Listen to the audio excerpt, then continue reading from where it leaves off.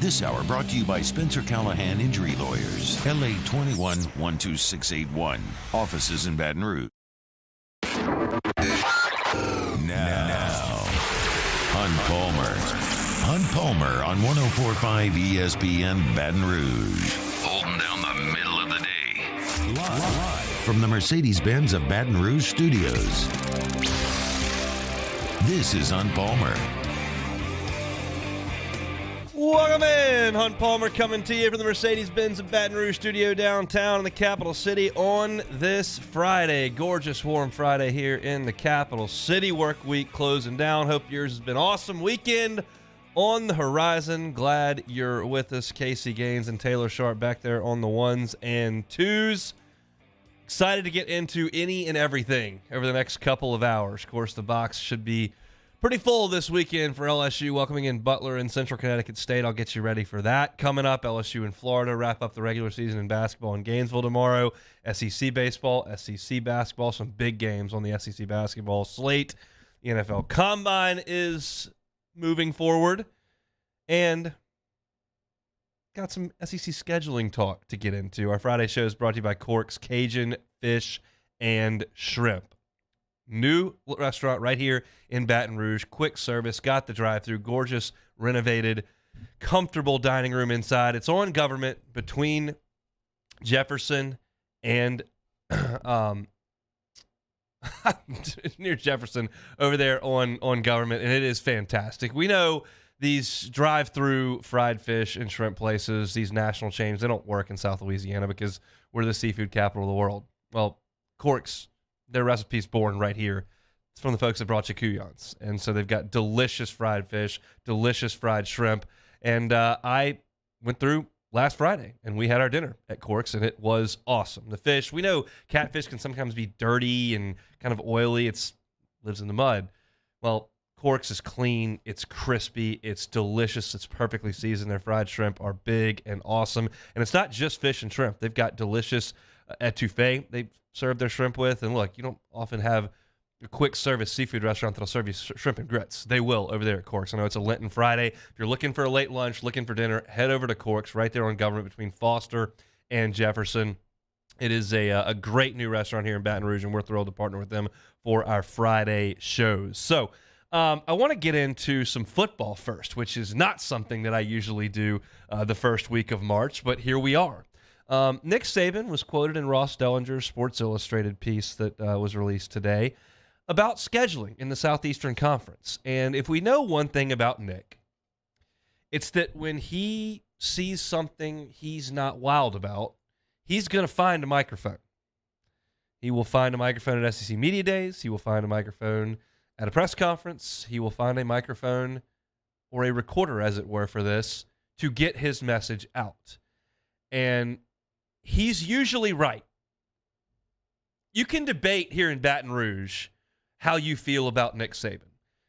Guy that's going to come on after me, Matt Moscona, still very much likes Nick Saban because of what he brought to Baton Rouge at the turn of this century and what has transpired over the last 23 years, largely in part due to Nick Saban.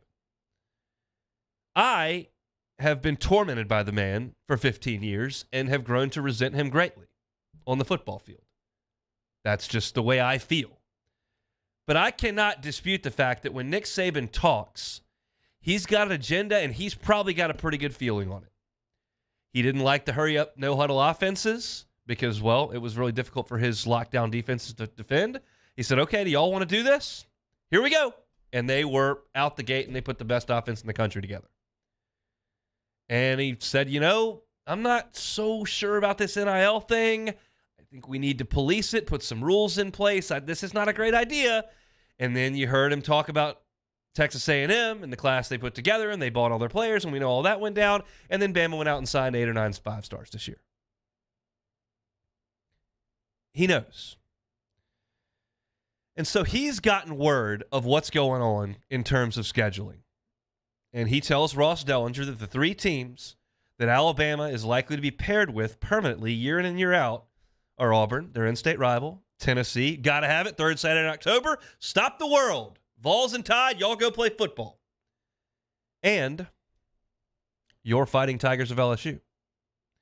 Now, I've seen a lot of media members hypothesize on what they think this quote-unquote pod system or 3 permanent opponents, or however you want to phrase it, what this might look like. And I always believed that the way they would do things would be to group, you can't say this in the meeting, and that's why I want to be in the meeting so bad, but essentially group them off in groups of 4 with 2 haves and 2 have-nots.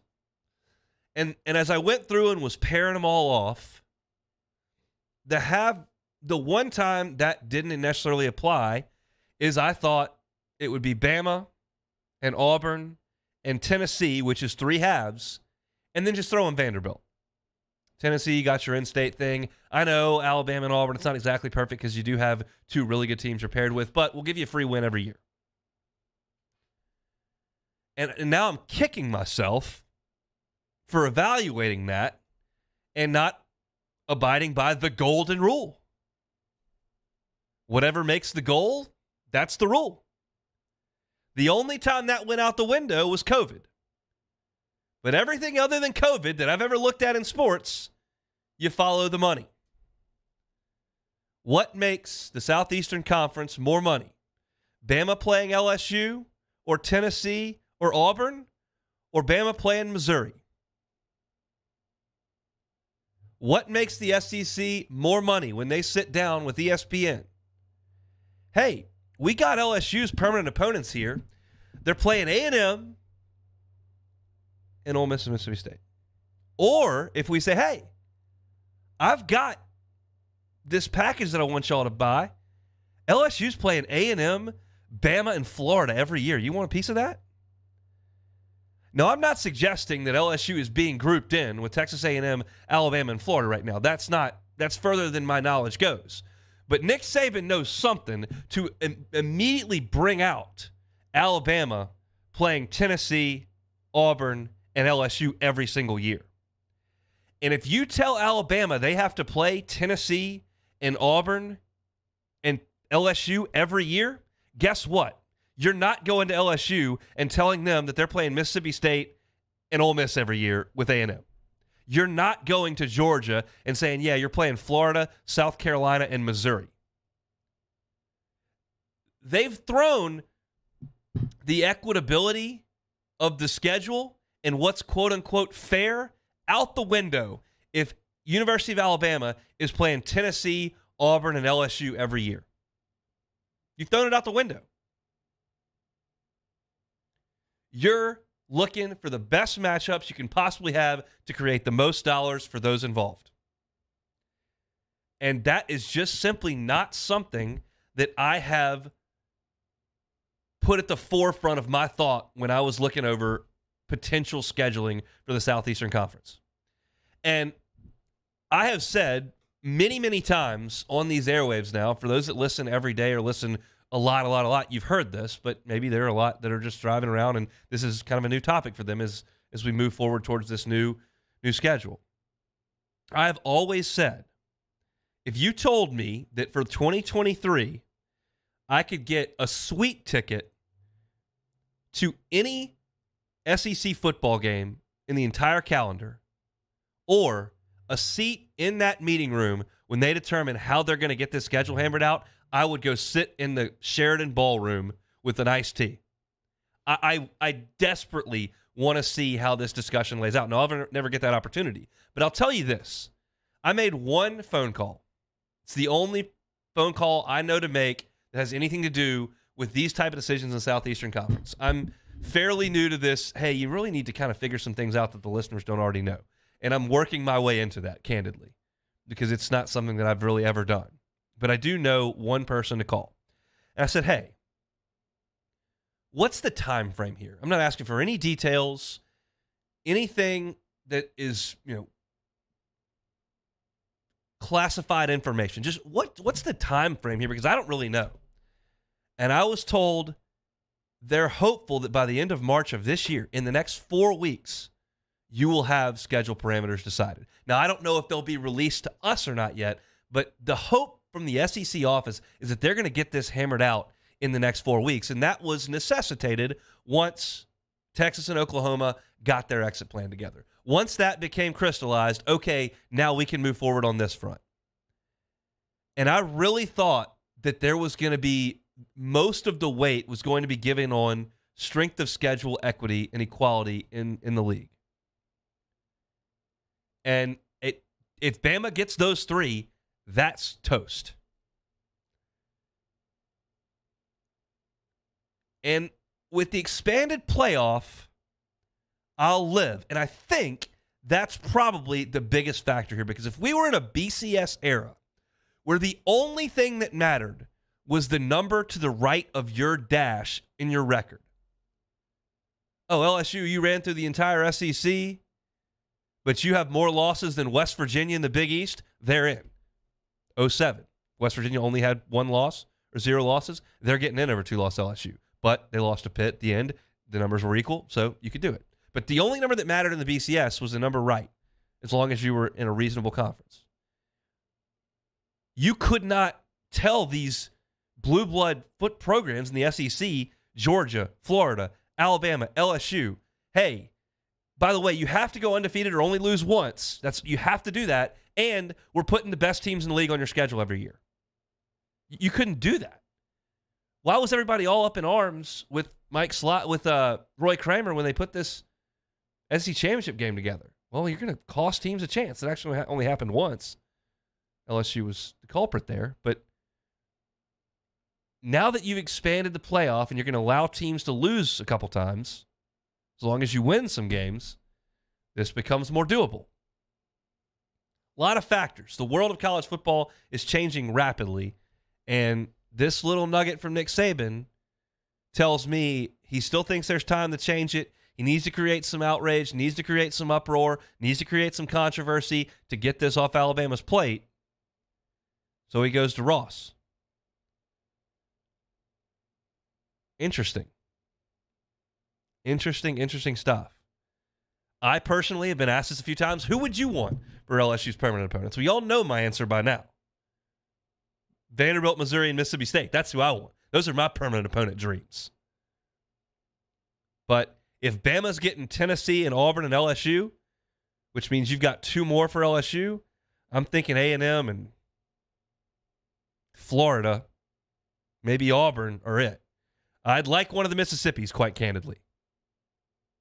But this is fascinating to me. Fascinating. Got a lot to get to over the next hour and 45 minutes. When we come back, LSU baseball on the diamond tonight at 6:30. I'll play a couple more over the weekend and then back at it on Monday. I've got 6 things written down that I'll be looking for this weekend as LSU takes on some pretty significantly outmanned opponents. I'll get you those next. It's a Friday edition of the Hunt Palmer Show on 104.5 ESPN Baton Rouge. Hunt Palmer on 104.5 ESPN Baton Rouge. One Bath and Closets, onebathandclosets.com. Give our guy David Duvall a call. Been in this business for 30 years. Redesigning and remodeling bathrooms and closets. Not a great time to move. We know that. But you can still greatly enhance your living space. How about the bathroom? What does your dream bathroom look like? Make it a reality with One Bath and Closets. Let them come in, free consultation. They'll tell you what their process is going to be. They'll stick to that schedule. They'll get their job done on time, and they'll move on. But I promise you they're not going to do it by cutting corners, come back 3 weeks later, and have to fix something because they were trying to get to the next job. Not One Bath and Closet. They're going to do it right the first time and leave the competition behind. Maybe it's a full-scale remodel or renovation of your bathroom. Maybe it's just a tub-to-shower conversion. They can do it. Is your closet cluttered, spring cleaning, you're trying to get the winter clothes out, you just don't have the room, there's shoes everywhere, you're trying to share it with your spouse? Let One Bath and Closets customize a closet to your personal needs. And if you tell them the Hunt Palmer Show sent you, they're not going to charge you to rip out the closet, and they're not going to charge you for the labor to install the new one. Just going to charge you for that unit. Go to onebathandclosets.com. You can see their testimonials, you can see the pictures, and you can see how to contact them. Onebathandclosets.com. In times of need, get a full list of phone numbers, websites, and other important emergency information on the Demco Stormwatch page at 1045ESPN.com. All right, let's say ah. Where'd my spotlight go? Super weird, but we can take care of it. Get in and get better at Patient Plus. Bayou Ford has the new inventory to get you in a new Ford truck or SUV today, or customize your next vehicle just the way you want. All new Bayou Ford vehicles come with a 1 million mile powertrain warranty. The crew at Bayou Ford is going to do right by you. Hi, I'm Brandon Landry, founder and CEO of Walker. Hi, my name is Dr. Craig Green. This is Ryan Terrio with HUDCORoofing.com. Hey, it's Matt Moscona. No matter how big your commercial roofing job, HUDCO can help. My patients come to me because they trust that I can get the job done at a high level. Ryan Terrio and Richard Tilley have the same level of trust when it comes to roofing. If you have a roofing issue, call HUDCO Roofing. Give us a call, 364-1007, and we'll come to your house and give you a free inspection. Follow us on Twitter at 1045ESPN to cast your vote in the Citizens Bank and Trust poll of the day. Vote daily inside Off the Bench, anytime. Hunt Palmer. And after further review, Citizens Bank and Trust brings you the poll of the day via Twitter at 1045ESPN. Louisiana. It's a place defined by culture, by pride, by passion, by people who do more than love this place. They celebrate it, elevate it, champion it. They are the individuals who embody what makes Louisiana great.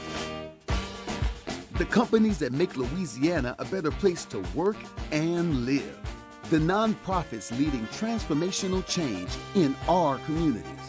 Champions of Louisiana are all around us, and LWCC is proud to celebrate them because we've always been Louisiana loyal, supporting the workers, the innovators, the change agents of this great place we call home. Who are the champions around you? Together, we can share their stories. Together, we can help our home state thrive. Together, we are Louisiana loyal. Always.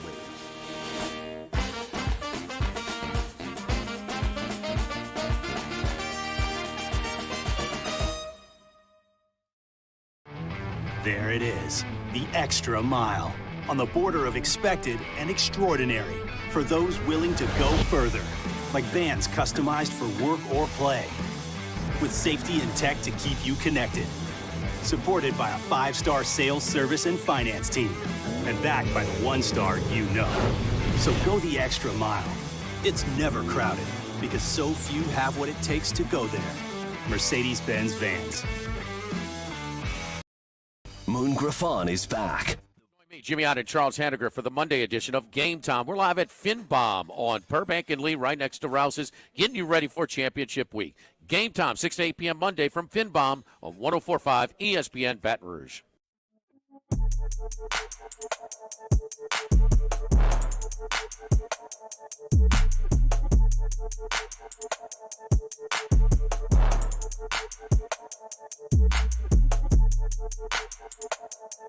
This is Hunt Palmer on 104.5 ESPN Baton Rouge.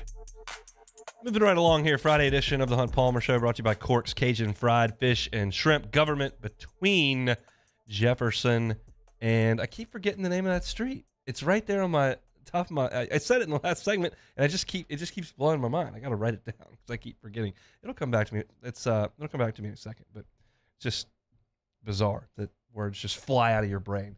LSU baseball this weekend. Foster is the name of the street between Foster and Jefferson. It's right by my house. It's just unbelievable. LSU baseball this weekend, 4-game set wraparound series. It'll be Friday, Saturday, Sunday, Monday for LSU. The Friday and Monday games against Butler, Central Connecticut State on Saturday and Sunday. I wrote down 6 things I want to say this weekend. I want to see this weekend from LSU baseball, and I'll kind of go through them. In no specific order, just kind of things as I was in my head. I just started writing, and I stopped. There were 6 of them. I want to see the continued dominance from Paul Skeens. I have honestly no reason to believe that what he's doing is not absolutely A-tier, SEC-aced, first-round draft pick guy stuff.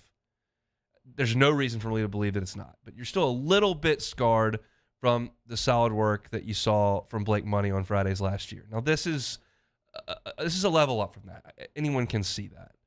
But having that guy on Fridays is just a game changer. It really is. Think about last year where Mikhail Hilliard did a great job, really his entire career. But he did a great job last year. But sometimes you'd go into a weekend going, okay, that's who they're throwing, and we got Mikhail going. I think Mikhail's going to give me 6 innings of 2-run ball. That's probably what he's going to do, and that's really good, and that'll keep us right in the game. But it's different when you got Nola or Lang or Gosman or Renato out there. It just is. And Skeens fits that mold. And I want to continue to see him go out there, strike guys out, look like 100. And I heard something on Charlie's show just about 45 minutes ago. He was chatting with Kyle Peterson. And Kyle Peterson talked about Wes Johnson's work with Paul Skeens, especially with the slider.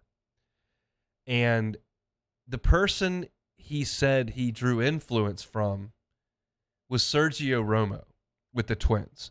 If you're not a Major League Baseball fan and you don't know who Sergio Romo is, Sergio Romo became a top half of Major League Baseball closer for the Giants.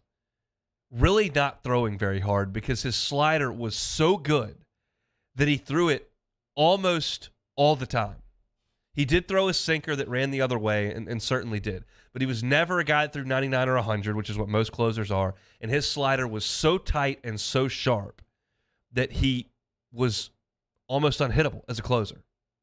And that's the guy that Wes Johnson is teaching Paul Skeens from. And that, to me, that jumped out of the speakers when I heard Kyle Peterson say that to Charlie. And Skeens' slider looks really good right now. And we know that the fastball runs and it's 99, and that's awesome. But the slider makes it a better package, and that's awesome. I need to see him continue to dominate this evening.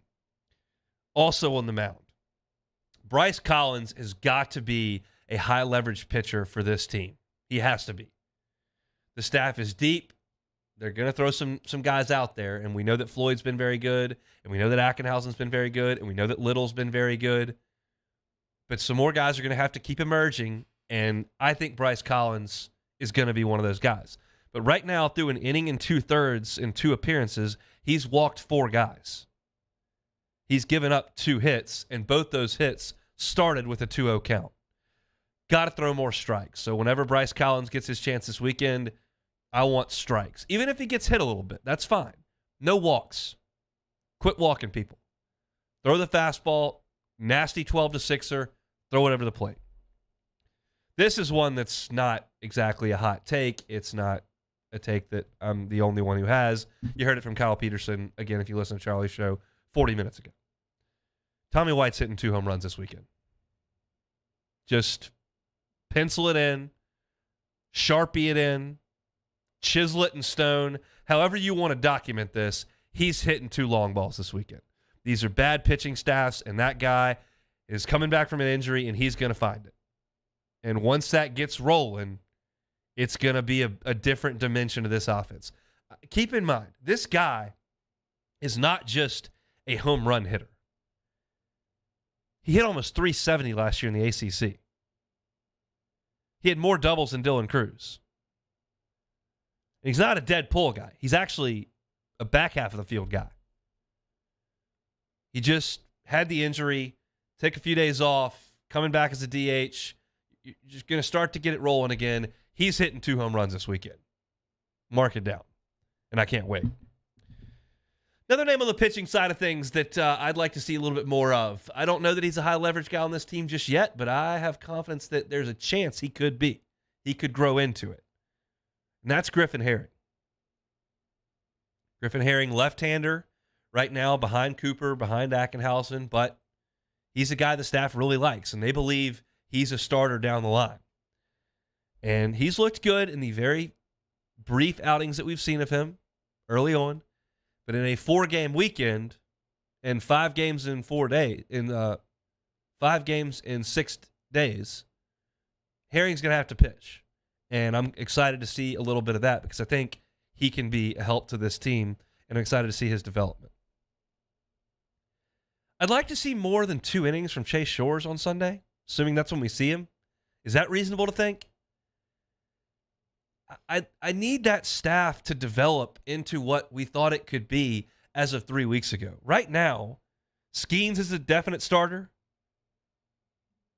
and Hurd is being used as a definite starter. It's just not on the weekend. But right now, are you sure Riley Cooper's a starter? Are you sure Chase Shores is a starter? He's coming out pretty quick. We've done this gig. I want guys stretching out to 5 and 6 innings.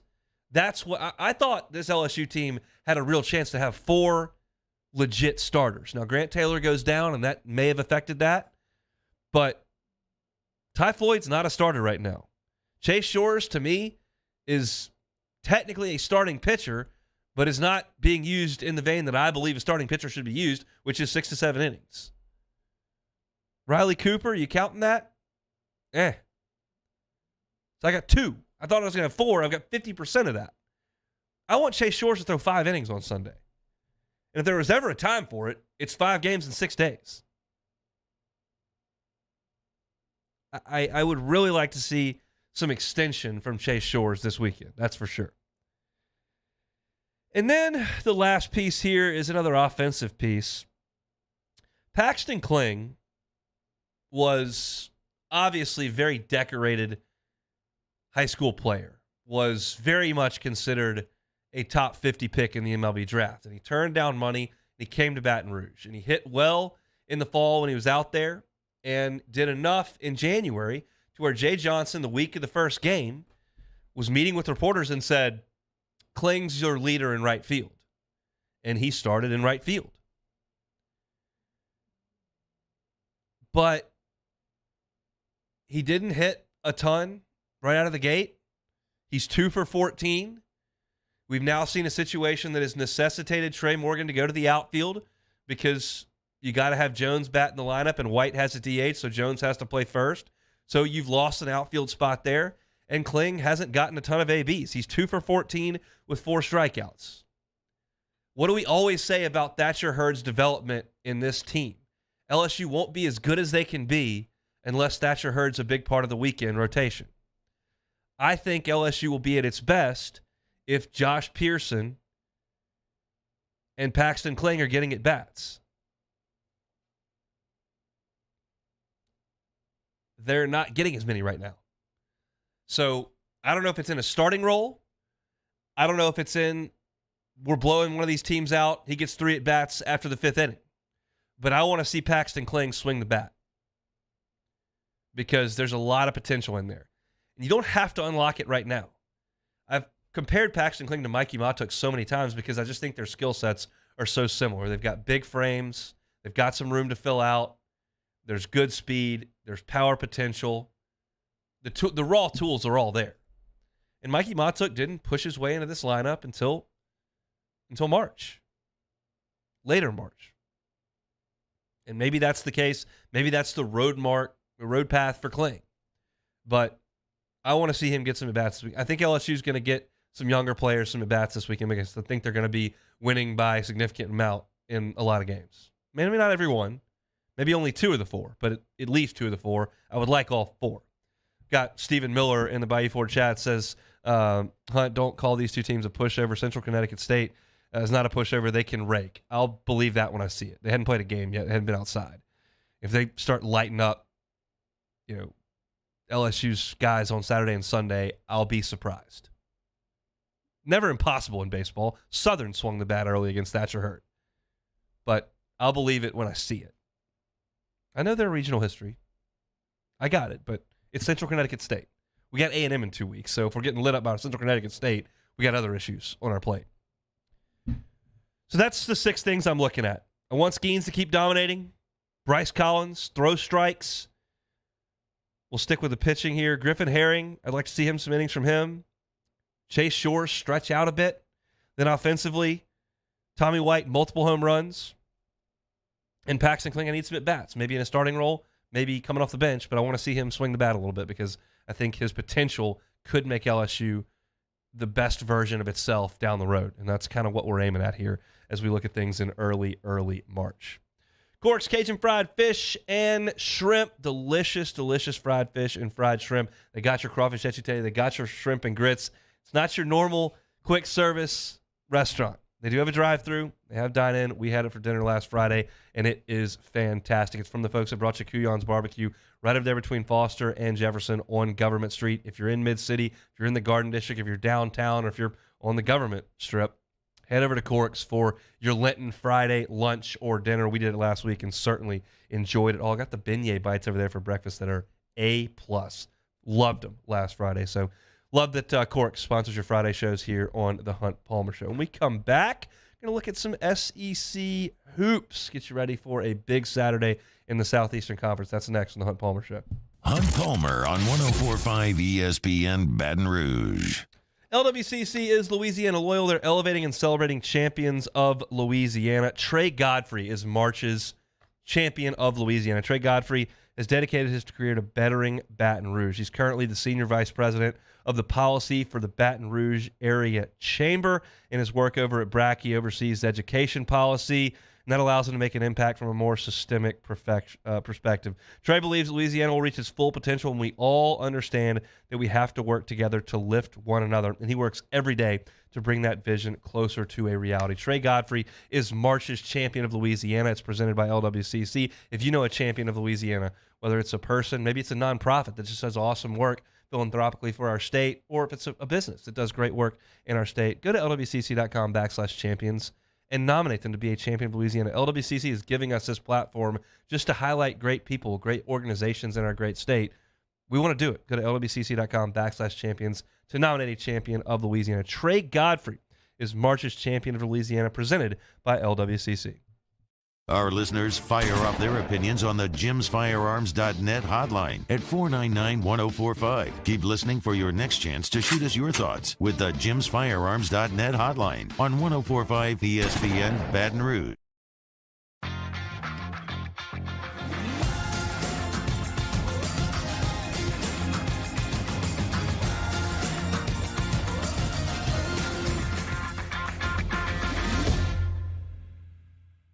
Bayou Chrysler Dodge Jeep Ram has $10,000 off new 2022 Ram 1500s. 2022 Ram 1500 trucks on our lot now with $10,000 off MSRP. All new Bayou vehicles come with a 1 million mile warranty. If you need sales or service, the crew at Bayou is going to do right by you.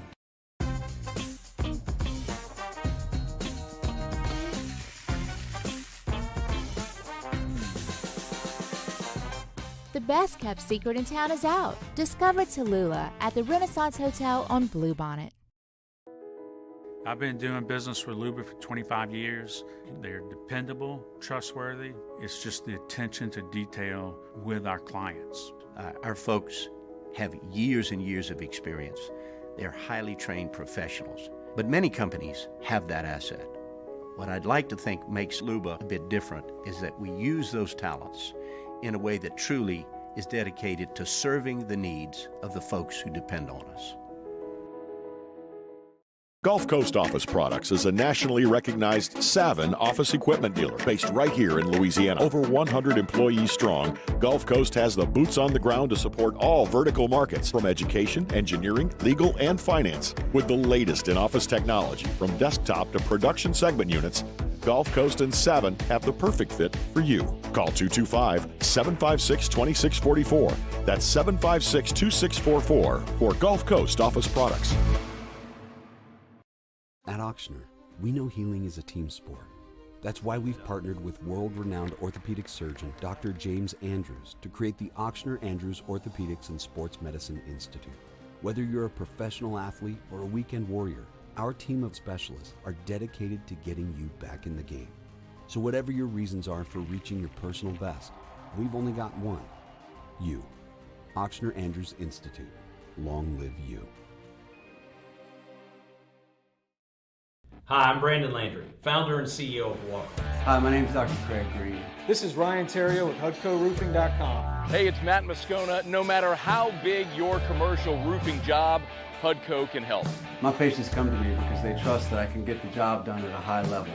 Ryan Terrio and Richard Tilley have the same level of trust when it comes to roofing. If you have a roofing issue, call HUDCO Roofing. Give us a call, 364-1007, and we'll come to your house and give you a free inspection.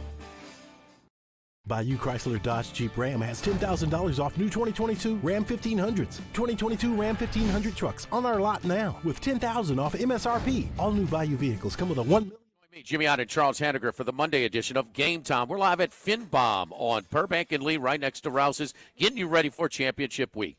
Game Time, 6 to 8 p.m. Monday from FinBomb on 104.5 ESPN Baton Rouge.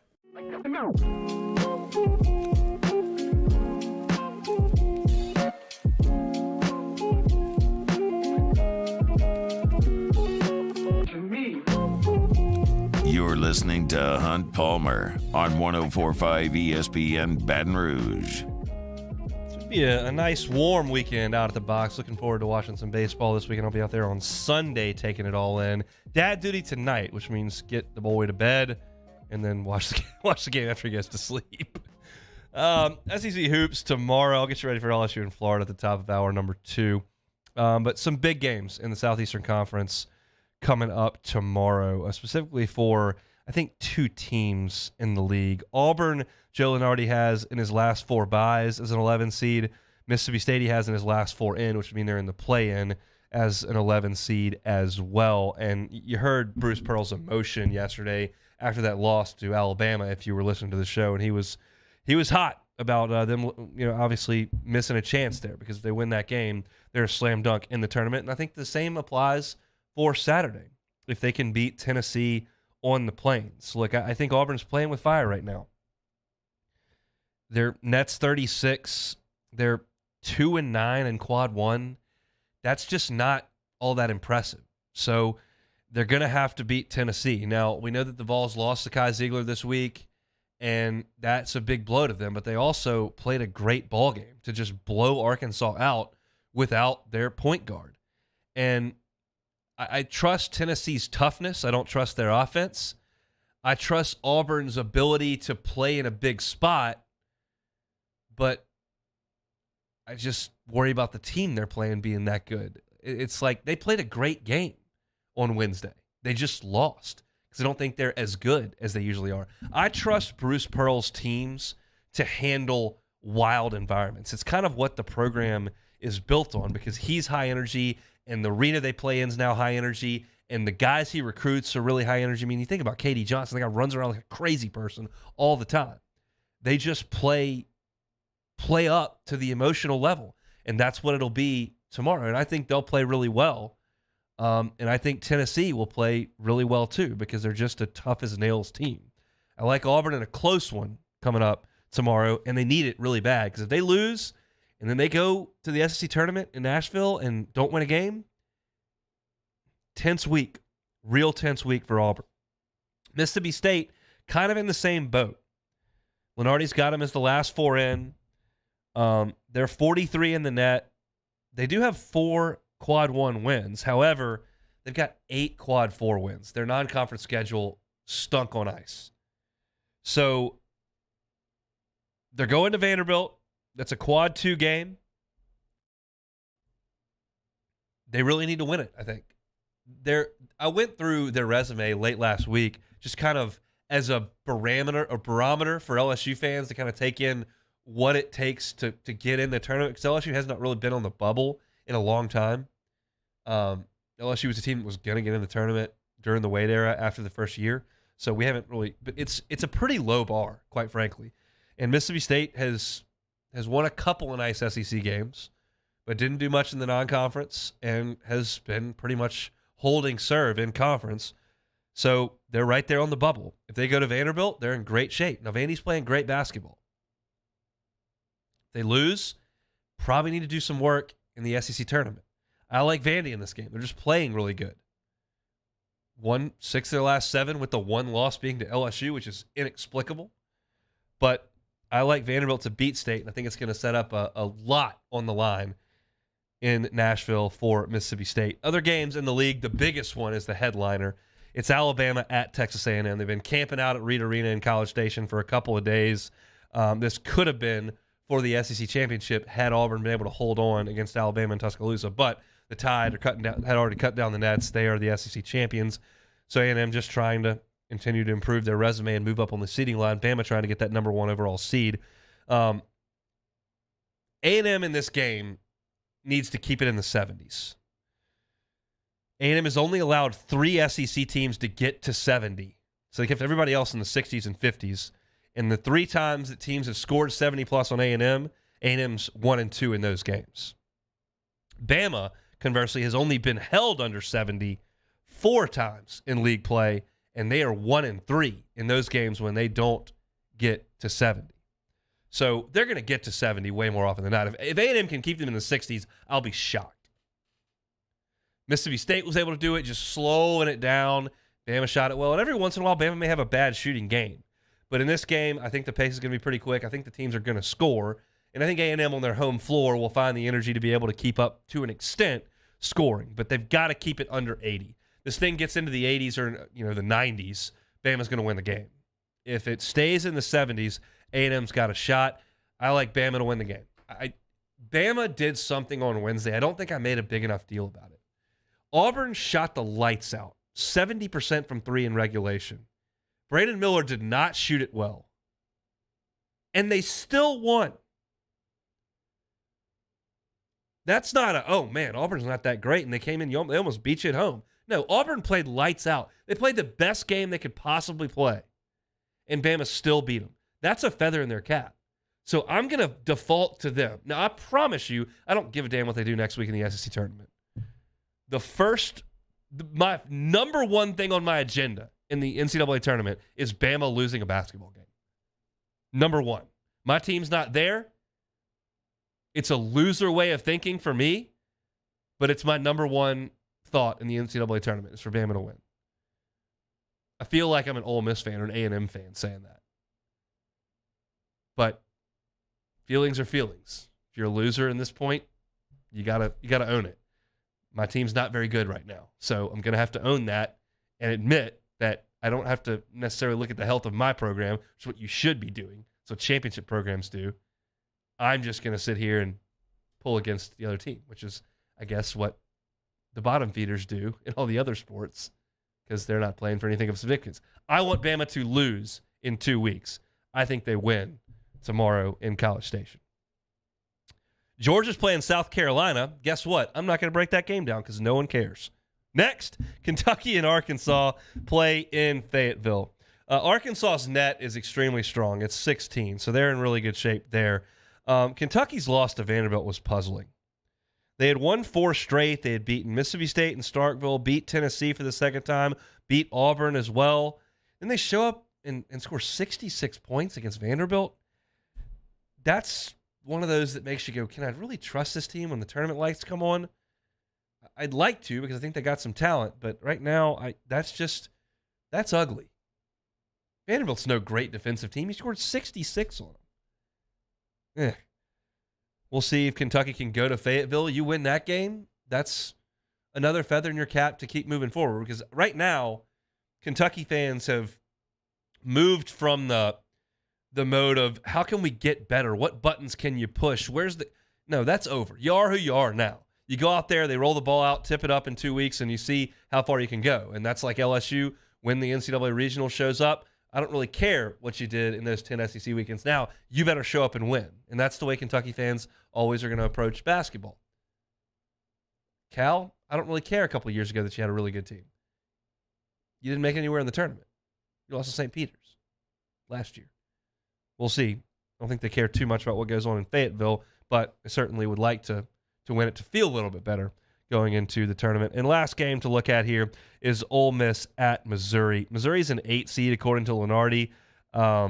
They're perfect in quads 2, 3, and 4, which is really good. All their losses are in quad 1 this year, and it's impressive to me with very little size to really no size that Missouri has played the way that they have to this point. Ole Miss just running out the clock here. We know Ole Miss and Mississippi State. I mean, Ole Miss and Missouri, they're the last 2 teams that LSU has played. And so I expect Missouri at home to take care of Ole Miss with a quickness and head over to the SEC tournament where they can hope to kind of improve your seeding. If you really believe that Missouri is an 8 seed, it really behooves you to try to move to the 7 line or move to the 6 line to get away from those 1 seeds. But that's a long way away to this point. They just need to take care of their business against Ole Miss. You lose a game to Ole Miss, whose net's awful, and it's on your home floor, that's a real bad look for Missouri if that is to happen. But I don't think that'll be much of a problem. I'll talk to you about LSU and Florida coming up at the top of hour number 2. I'll also get you some SEC baseball thoughts in hour number 2. LSU at the NFL Combine had some measurements and some metrics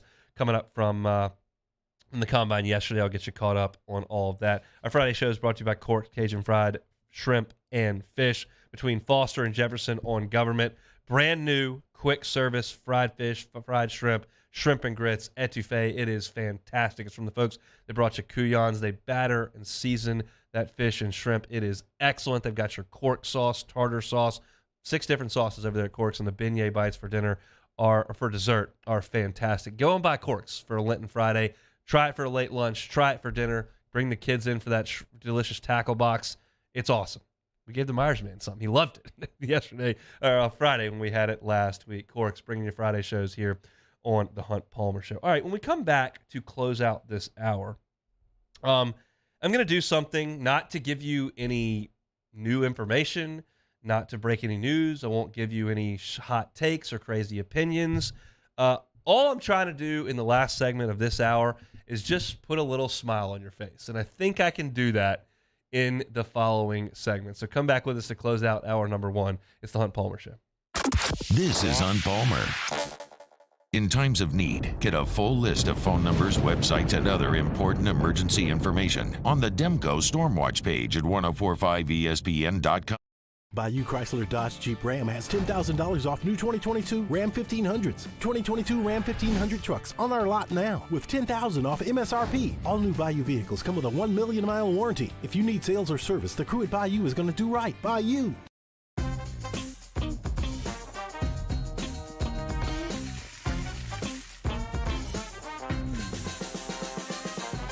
The best kept secret in town is out. Discover Tallulah at the Renaissance Hotel on Bluebonnet. I had to leave my parents. I had to move schools. I don't know anyone here. Everything keeps changing. Why is this happening to me? I'm sure glad you're here. Change a child's story. There's a child in foster care waiting for a volunteer like you.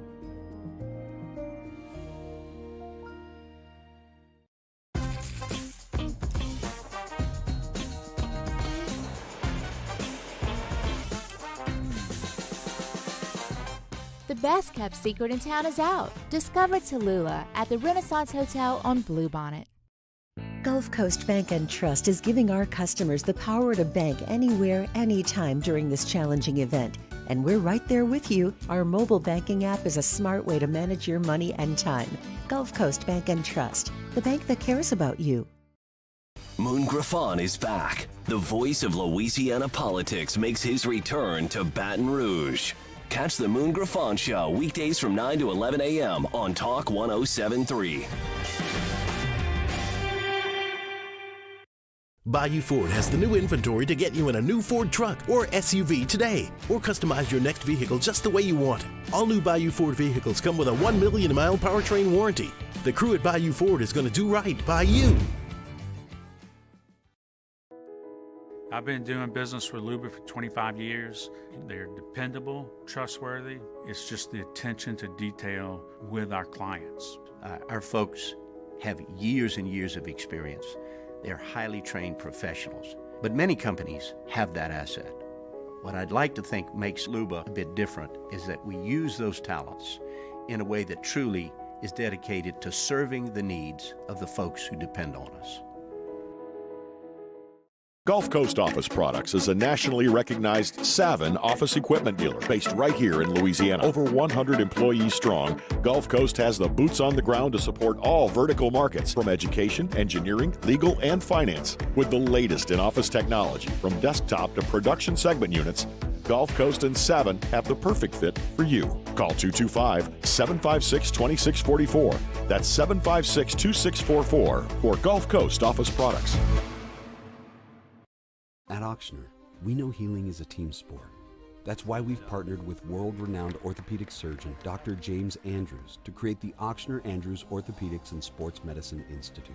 Whether you're a professional athlete or a weekend warrior, Our team of specialists are dedicated to getting you back in the game. So whatever your reasons are for reaching your personal best, we've only got one. You. Ochsner Andrews Institute. Long live you. Hi, I'm Brandon Landry, founder and CEO of Walker. Hi, my name is Dr. Craig Green. This is Ryan Terrio with HUDCORoofing.com. Hey, it's Matt Moscona. No matter how big your commercial roofing job, HUDCO can help.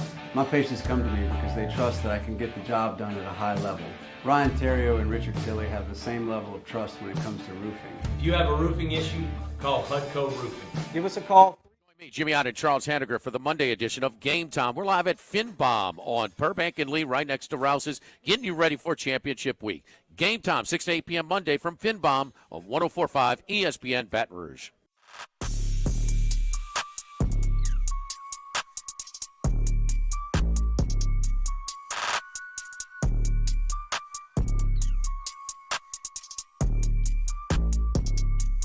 This is Hunt Palmer on 104.5 ESPN Baton Rouge.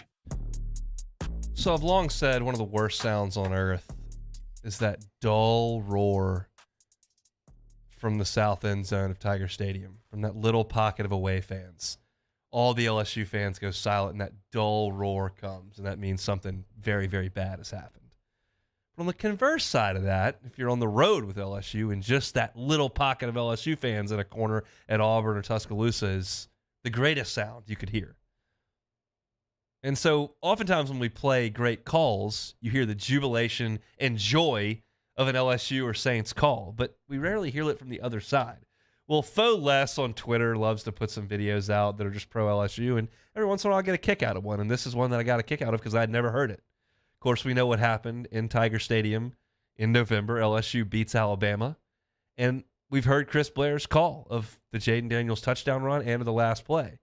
And those are great, and they put a big smile on my face. But so does the anguish of the call from the Alabama Sports Radio Network. So you're about to hear the Jaden Daniels touchdown and the two-point conversion call from the dejected point of view of Alabama. It's a Friday. We want to be in a good mood here in Baton Rouge. Let's hear some Crimson Tide tears, shall we? Daniels will keep it himself. He'll elude one man. He'll break a tackle. He'll head to the end zone, and he will score. One play is all it took, and the Tigers find the end zone on a 25-yard Jaden Daniels touchdown run. Been waiting for him to break one right there. Broke a tackle in the backfield. Wouldn't be shocked if they go at Eli Ricks as well. They picked on him in the second half. They're going to all right. They'll throw. They'll make the catch. They will score, and LSU wins it. Mason Taylor made the grab at the pylon. I mean, look, some Crimson Tide tears. I'll drink them in on a Friday. Why not? Why would I not drink some Crimson Tide tears on a Friday? That one's going to be a special memory for a long time for a lot of people. Mine is weird. I was at the bar at a wedding reception for my cousin. You all know that by now, but I was locked into every play. And when they ran the two-point conversion, Mason Taylor caught it. I remember exactly where I was standing, exactly what I did. And my wife looked at me about 15 minutes later and said, "Hunt, I've never seen you do anything like that the entire time I've known you." And I said, "Well, we don't beat Alabama all that often, lovely lady." And so that's what happens when we do. And I enjoyed it. I mean, you heard the just roar from Tiger Stadium when it happened, and then just the dejected call from the Crimson Tide Radio Network. I enjoyed it when I saw it this morning, and I said, you know what? At the end of hour number one, we're just going to play that. And I'll be quite honest, I was listening to it sitting right here doing the show, and it put a big smile on my face again. And I hope it did for some of you driving around Baton Rouge as well. What a night in Tiger Stadium. It's fun to beat them. It is. And I hope we do it with some regularity moving forward. We'll just have to see about that. Friday show is brought to you by Cork's Cajun Fried Fish and Shrimp. Stop on by for a late lunch. You're now looking towards dinner. If you're looking for something for dinner, you're trying to avoid meat, Lenten Friday, Cork's is your one-stop shop. They got your fried fish. It is crispy. It is flavorful. It is delicious. They got your fried shrimp. They're big shrimp, delicious batter. Got some crunch to them as well. They got your crinkle-cut fries, your honey roll, the beignet bites. Stop on by Cork's. You can eat in. They've got a brand new renovated dining room, or you can drive on through, bring it home like we did last week, and it was a hit in our family. Corks is fantastic. It's from the folks that brought you Kuyon's Barbecue, brand new quick service fried seafood restaurant in town. Try the shrimp and grits or the etouffee. Phenomenal stuff over there at Corks. You will not regret it. It's on Government between Foster and Jefferson. That'll do it for hour number 1. If you missed anything, you can catch it on demand, 1045ESPN.com's on demand tab. You can always catch us on Apple Podcast, on Spotify, or on Google. Of course, we're hanging out with those folks in the Bayou Ford chat on YouTube. Check our stuff out on YouTube. Our full shows are uploaded every single day. Every show on the station is right there.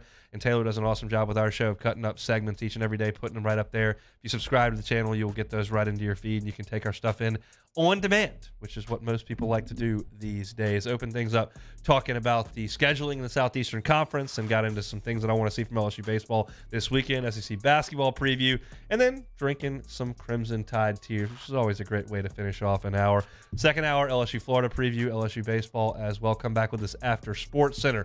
It's the Hunt Palmer Show.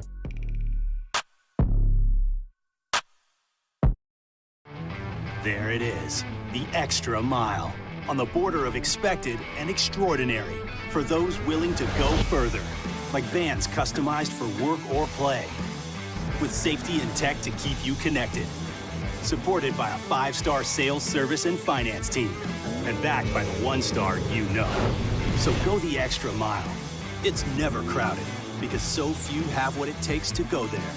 Mercedes-Benz Vans. I had to leave my parents. I had to move schools. I don't know anyone here.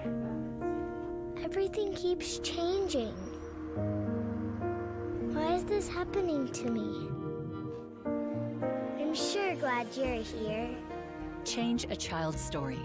There's a child in foster care waiting for a volunteer like you.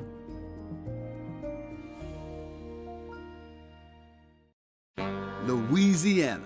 It's a place defined by culture, by pride, by passion, by people who do more than love this place. They celebrate it, elevate it, champion it. They are the individuals who embody what makes Louisiana great. The companies that make Louisiana a better place to work and live. The nonprofits leading transformational change in our communities. Champions of Louisiana are all around us, and LWCC is proud to celebrate them because we've always been Louisiana loyal, supporting the workers, the innovators, the change agents of this great place we call home. Who are the champions around you? Together, we can share their stories. Together, we can help our home state thrive. Together, we are Louisiana loyal. Always.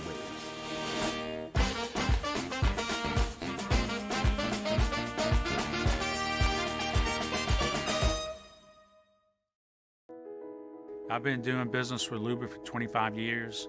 They're dependable, trustworthy. It's just the attention to detail with our clients. Our folks have years and years of experience.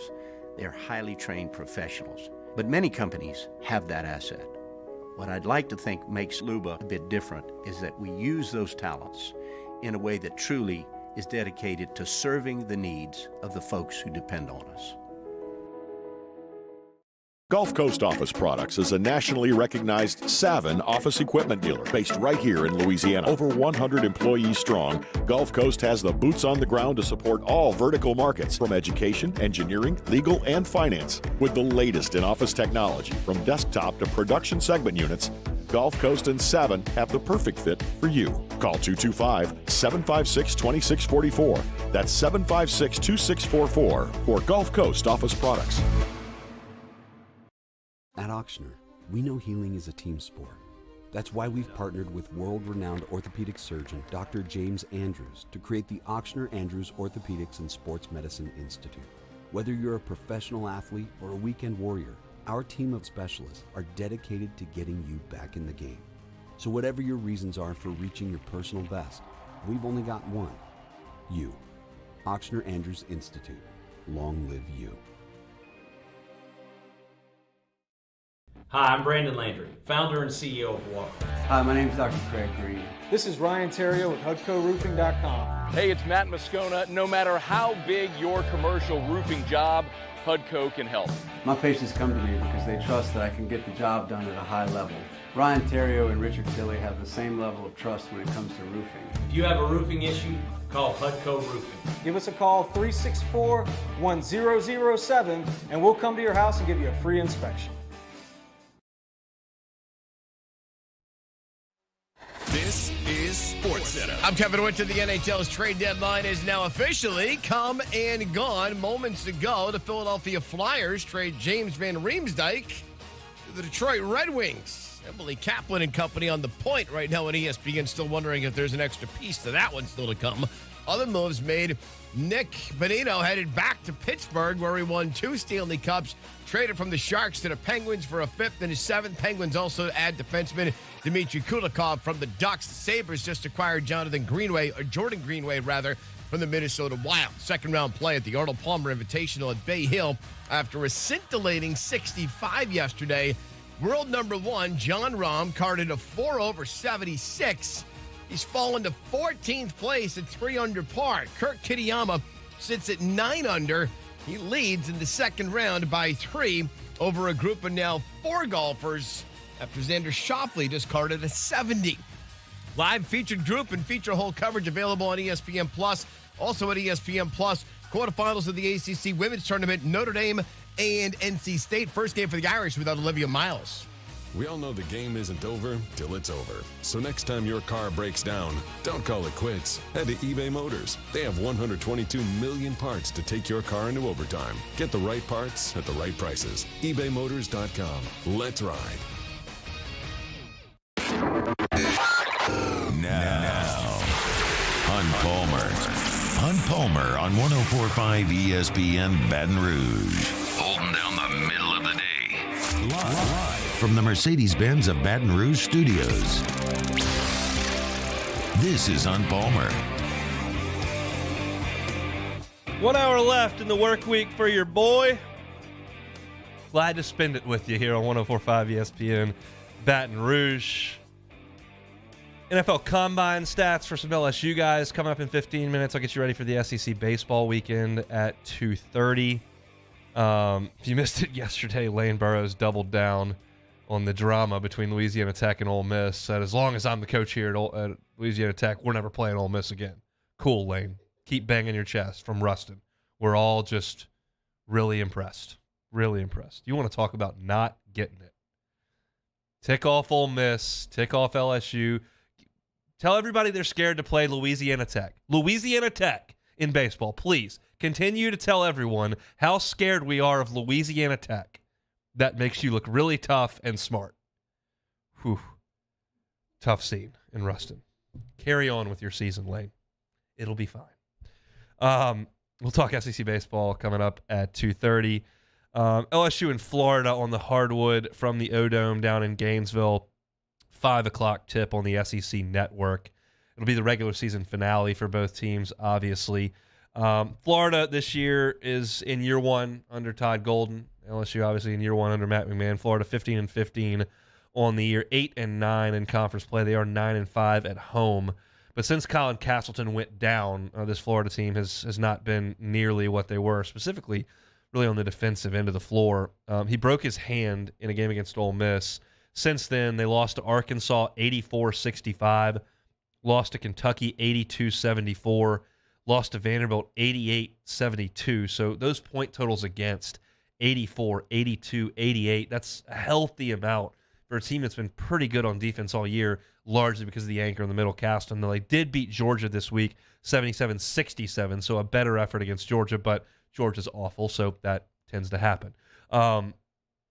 Game 1 between these two teams in the PMAC, I was in the building that night, and LSU jumped out to a nice lead early, led at the break, and then Florida whitewashed LSU 42-28 in the second half and won comfortably. In that game, LSU was 5 of 28 from 3. KJ went 1 of 9 from 3. Adam Miller went 1 of 8 from 3. Juice Hill went 1 of 7 from 3. They just couldn't throw it in the ocean. Castleton led Florida that night in points with 18, blocks with 5, rebounds with 7.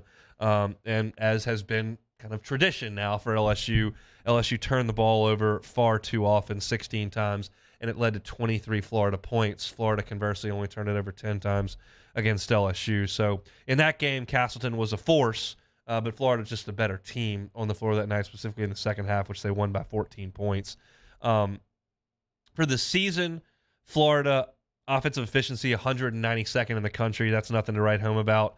They don't shoot a lot of threes, 218th in the country in attempted threes. Better from the free throw line, 65th in the country in free throw attempts. They don't offensive rebound all that well, 312th in the country in offensive rebounding. There's not a significant offensive identity or punch that this Florida team throws at you. I'll tell you a little bit more about that here in a second, but as a big picture deal, Florida's not great offensively.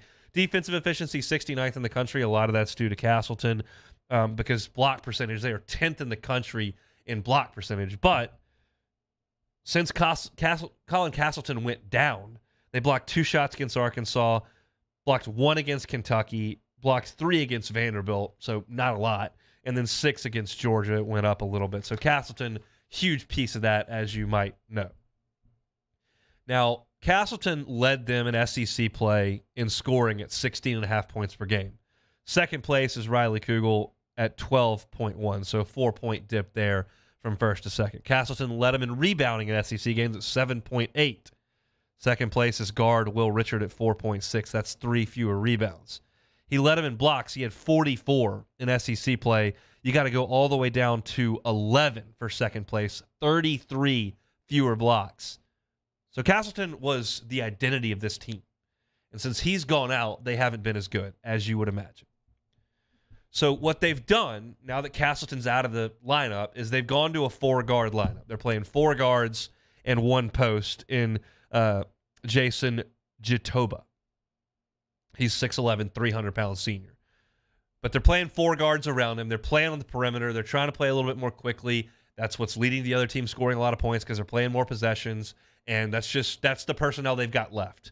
Without a 7-footer in the middle that the offense runs through and that they funnel guys to block shots on defense, they've had to totally adjust what they do. And so they have. The guy who stepped up the most in Castleton's absence has been Riley Kugel, the freshman, 6'5" guard, excellent player, and he's scoring 12.5 points per game in SEC play. He's shooting almost 40% from 3. And since Colin Castleton got hurt, which is really what we care about at this point with this team, he scored 17 on Arkansas, 24 on Kentucky, 20 on Vandy, and 19 against Georgia. He does not just settle for threes, where he's a good shooter. He will get to the rim. He will shoot a lot of free throws. So Riley Kugel, big 6'5" slashing guard, good player for him. Will Richard was 5 of 8 from 3 against Georgia. Most of his shots are threes, and he shoots 41% from 3. He's a good 3-point shooter. Kyle Lofton is a 6'3" grad transfer. He's their assist guy.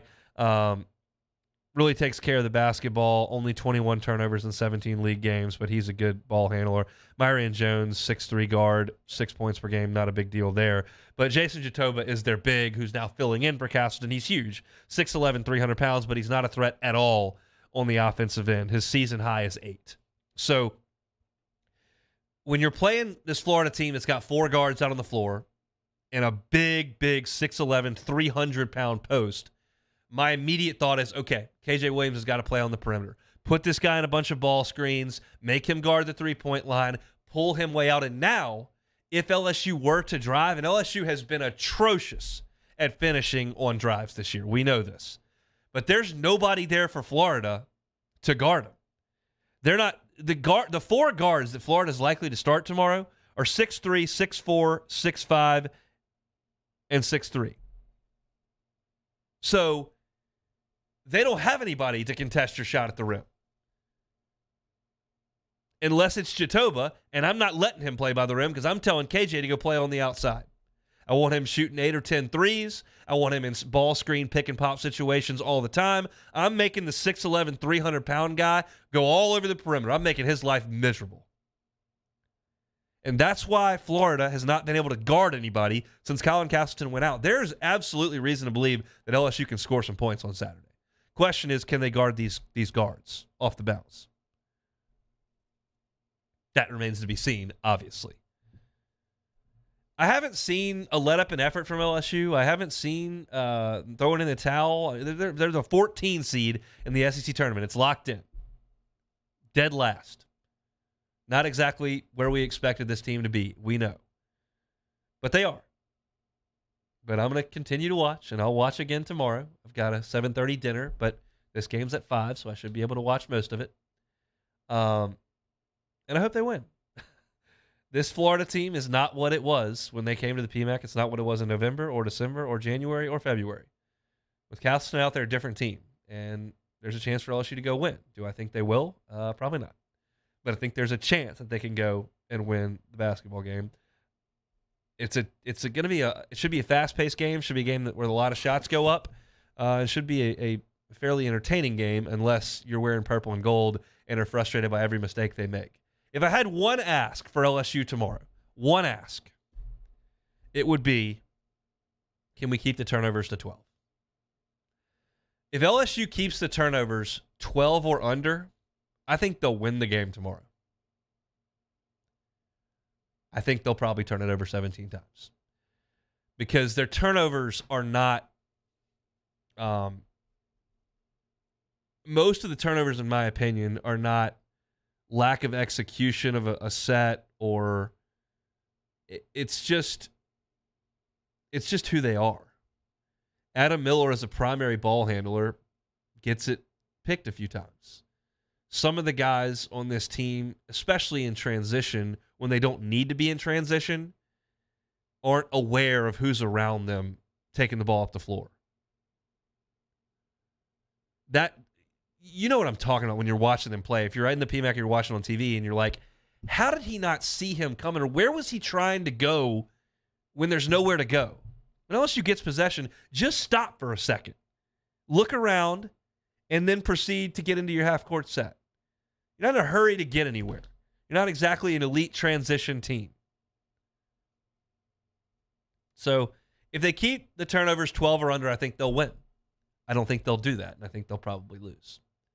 But last one in the regular season, they'll go to Nashville and see if they can hang around for a couple of nights. Odds are not great.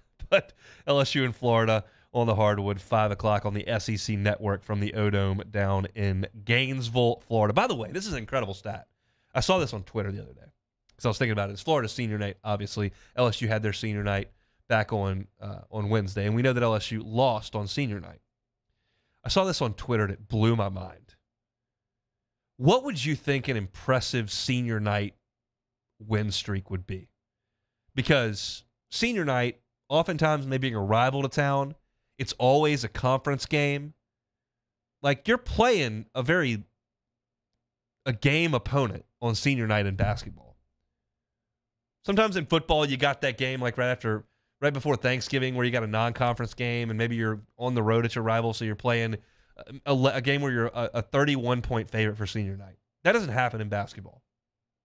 You're playing a conference game. Kansas has won 40 senior nights in a row. 40. That's unbelievable to me. Those are pressure-packed games at times where you've got to win the conference. Sometimes Kansas is so good, they've clinched a number 1 seed by that point and really may start 2 guys who wouldn't start because they're seniors on senior night, and they've still won 40 in a row. Texas, K-State, Baylor, Iowa State, Texas Tech, Bob Knight, Rick Barnes, Bob Huggins. Oklahoma State's had some good teams. Buddy Hield, like 40 in a row. That's a joke. Some of the stuff Kansas has done longevity-wise is really unbelievable. And when I saw that stat on Twitter, I was like, that is something. 40 season openers in a row? Okay. You beat Jacksonville State or Oral Roberts 40 times in a row? I believe you. 40 senior nights in a row, that's some work. When we come back, NFL Combine, B.J. Ojolari, Jaquelin Roy, Ali Gay, some LSU guys. We'll tell you what their numbers were and kind of what it may mean, and then I'll get you set up for the SEC baseball weekend coming up at 2:30 before we wrap things up. Hope your Friday's going awesome. Stick with us on the Hunt Palmer Show. This is Hunt Palmer. Our listeners fire off their opinions on the jimsfirearms.net hotline at 499-1045. Keep listening for your next chance to shoot us your thoughts with the jimsfirearms.net hotline on 1045 ESPN Baton Rouge. I had to leave my parents. I had to move schools. I don't know anyone here. Everything keeps changing. Why is this happening to me? I'm sure glad you're here. Change a child's story. There's a child in foster care waiting for a volunteer like you.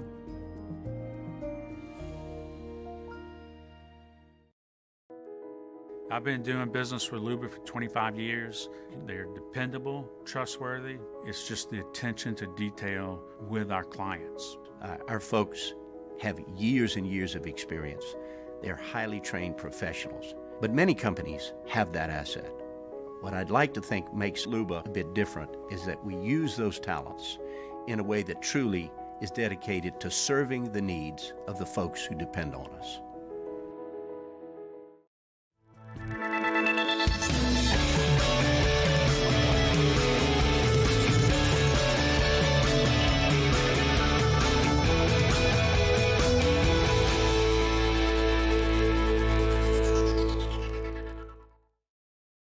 Louisiana. It's a place defined by culture, by pride, by passion, by people who do more than love this place. They celebrate it, elevate it, champion it. They are the individuals who embody what makes Louisiana great.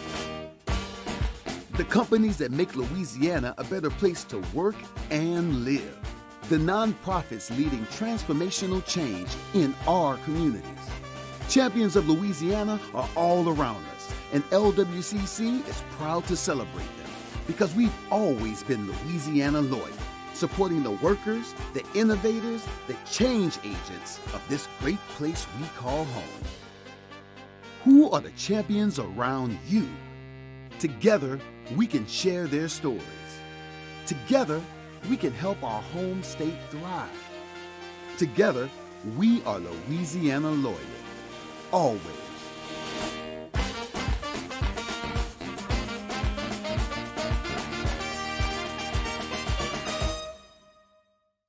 Gulf Coast Office Products is a nationally recognized Savin office equipment dealer based right here in Louisiana. Over 100 employees strong, Gulf Coast has the boots on the ground to support all vertical markets, from education, engineering, legal, and finance. With the latest in office technology, from desktop to production segment units, Gulf Coast and Savin have the perfect fit for you. Call 225-756-2644. That's 756-2644 for Gulf Coast Office Products. At Auctioner, we know healing is a team sport. That's why we've partnered with world-renowned orthopedic surgeon Dr. James Andrews to create the Auctioner Andrews Orthopedics and Sports Medicine Institute. Whether you're a professional athlete or a weekend warrior, our team of specialists are dedicated to getting you back in the game. So whatever your reasons are for reaching your personal best, we've only got one. You. Auctioner Andrews Institute. Long live you. Hi, I'm Brandon Landry, founder and CEO of Walker. Hi, my name is Dr. Craig Green. This is Ryan Terrio with HUDCORoofing.com. Hey, it's Matt Moscona. No matter how big your commercial roofing job, HUDCO can help. My patients come to me because they trust that I can get the job done at a high level. Ryan Terrio and Richard Tilley have the same level of trust when it comes to roofing. If you have a roofing issue, call HUDCO Roofing. Give us a call, 364-1007, and we'll come to your house and give you a free inspection. Sandra Jones for the Monday edition of Handy Time. We'll recap the weekend in college basketball plus LSU's 4-game wraparound series in baseball. Ronnie Rance is our guest. Handy Time, noon weekdays, 104.5 ESPN Baton Rouge.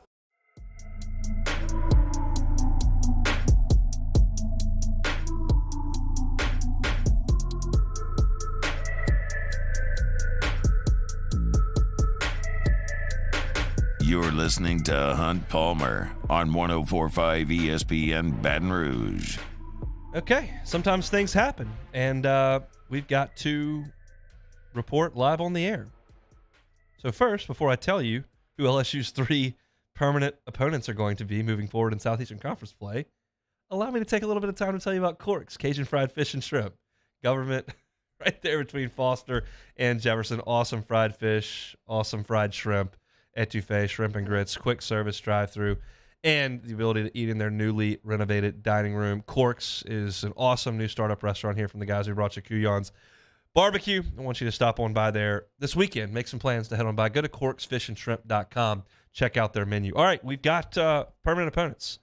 I talked about it in the first segment, and Scott Rabelais for The Advocate is reporting that according to sources involved, of course an ad pops up on my phone when I'm reading it, according to sources involved in the scheduling process, the Tigers will retain current SEC West foes Alabama, Ole Miss, and Texas A&M as permanent opponents moving forward. Now, let me take a second to marinate on that, because my first gut reaction to this is that when I look at a 20-year run, whether that's the next 20 years, the 20 years after that, or the previous 20 years, I think the teams in the Southeastern Conference West Division, as it currently sits, with the most resources to create a football program, are Alabama and Texas A&M. I think they trump Auburn. I think they trump Arkansas. So that is not a great draw, in my opinion.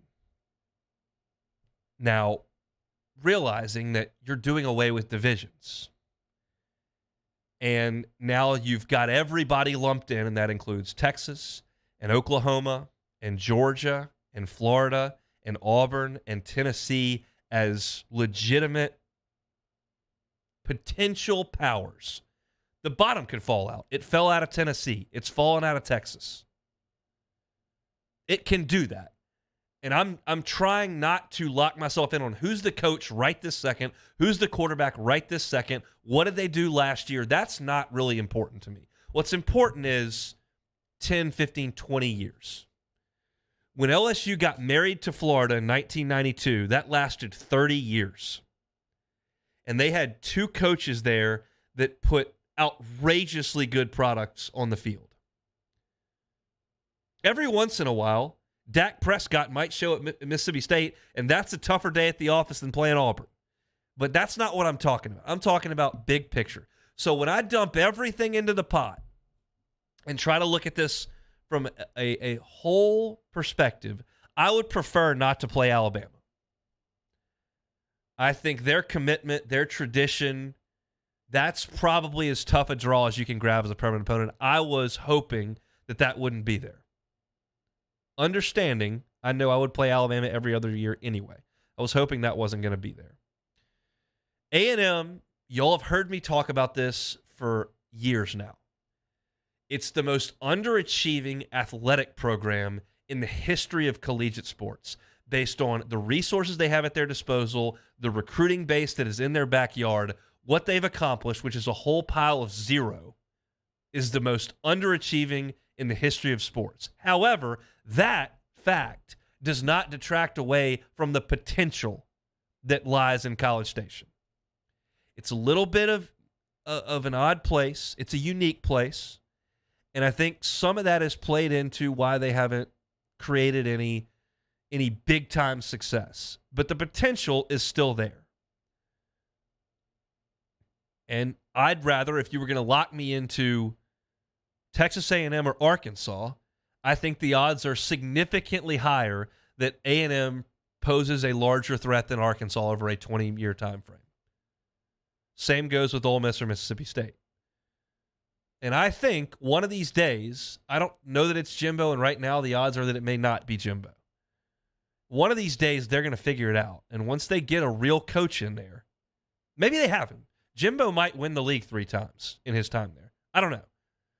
But once the guy gets there, once they find their version of Urban Meyer or Nick Saban, and I know this is the greatest ever, but you understand it, Phil Fulmer at Tennessee, and then he left and it fell out. Once they find their version of that guy, Georgia finally found Kirby. He's got it cooking. LSU found Saban. He got it cooking.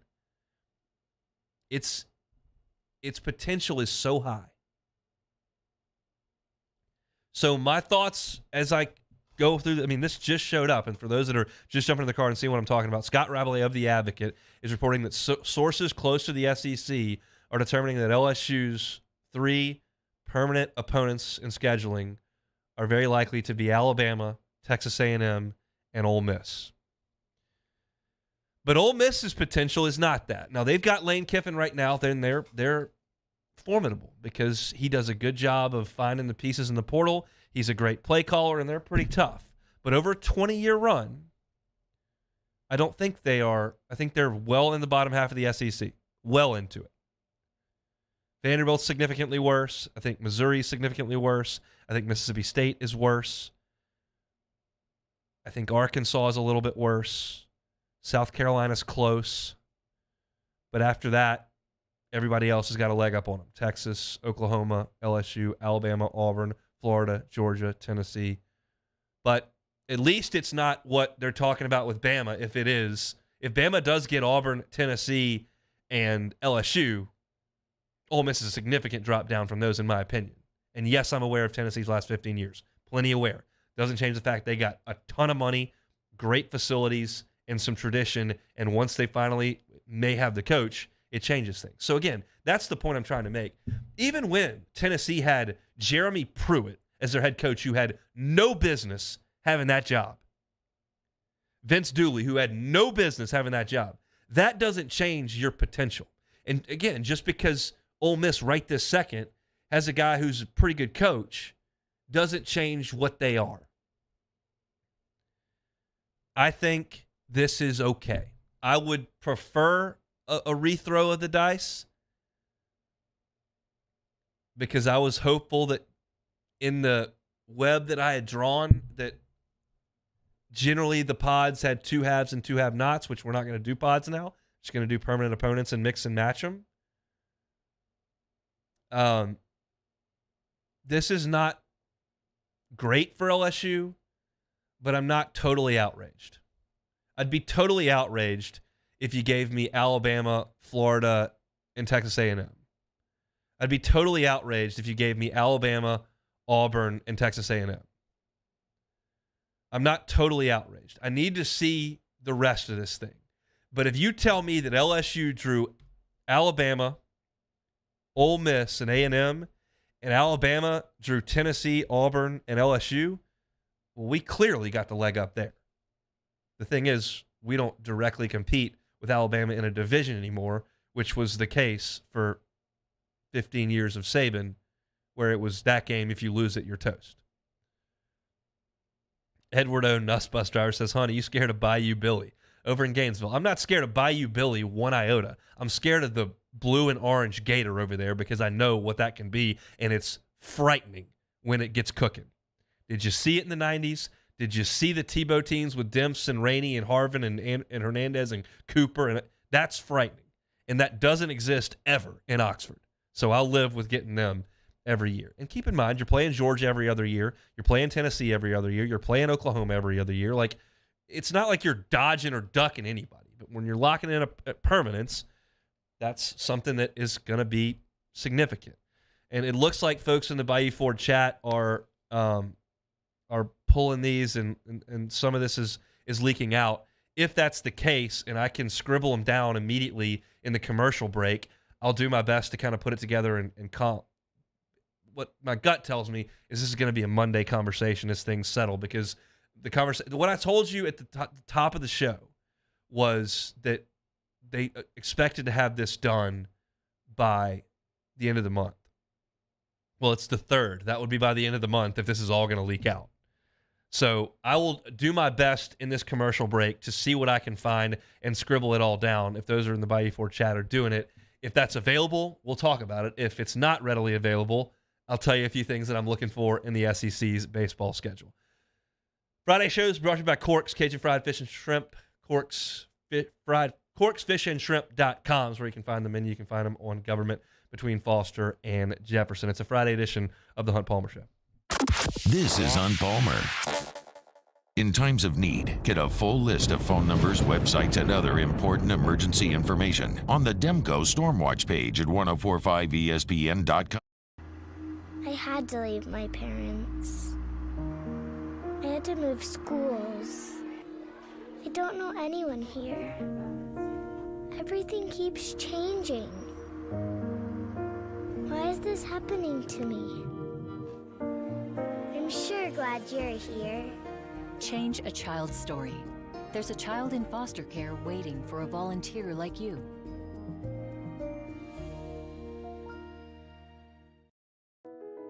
I've been doing business with Luba for 25 years. They're dependable, trustworthy. It's just the attention to detail with our clients. Our folks have years and years of experience. They're highly trained professionals. But many companies have that asset. What I'd like to think makes Luba a bit different is that we use those talents in a way that truly is dedicated to serving the needs of the folks who depend on us.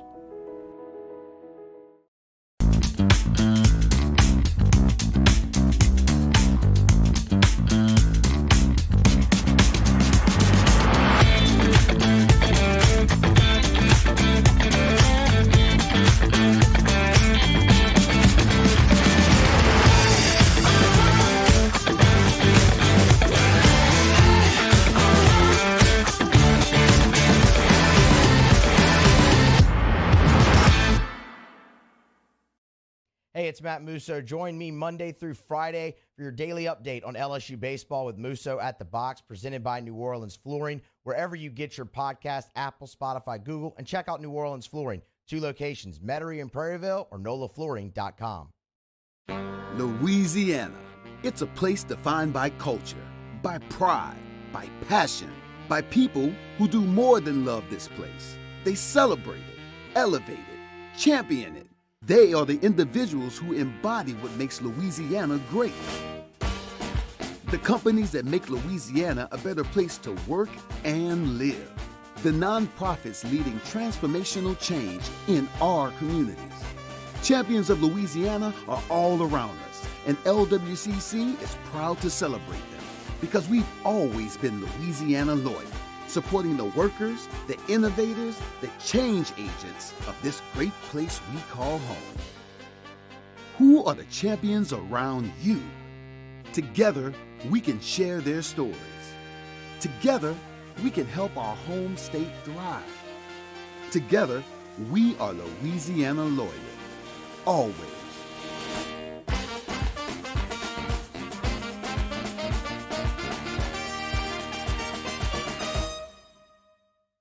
Gulf Coast Office Products is a nationally recognized Savin office equipment dealer based right here in Louisiana. Over 100 employees strong, Gulf Coast has the boots on the ground to support all vertical markets, from education, engineering, legal, and finance. With the latest in office technology, from desktop to production segment units, Gulf Coast and Savin have the perfect fit for you. Call 225-756-2644. That's 756-2644 for Gulf Coast Office Products. At Auctioner, we know healing is a team sport. That's why we've partnered with world-renowned orthopedic surgeon Dr. James Andrews to create the Auctioner Andrews Orthopedics and Sports Medicine Institute. Whether you're a professional athlete or a weekend warrior, our team of specialists are dedicated to getting you back in the game. So whatever your reasons are for reaching your personal best, we've only got one: you. Auctioner Andrews Institute. Long live you. Bayou Ford has the new inventory to get you in a new Ford. Join me, Jimmy Ott and Charles Hanniger, for the Monday edition of Game Time. We're live at FinBomb on Burbank and Lee, right next to Rouse's, getting you ready for championship week.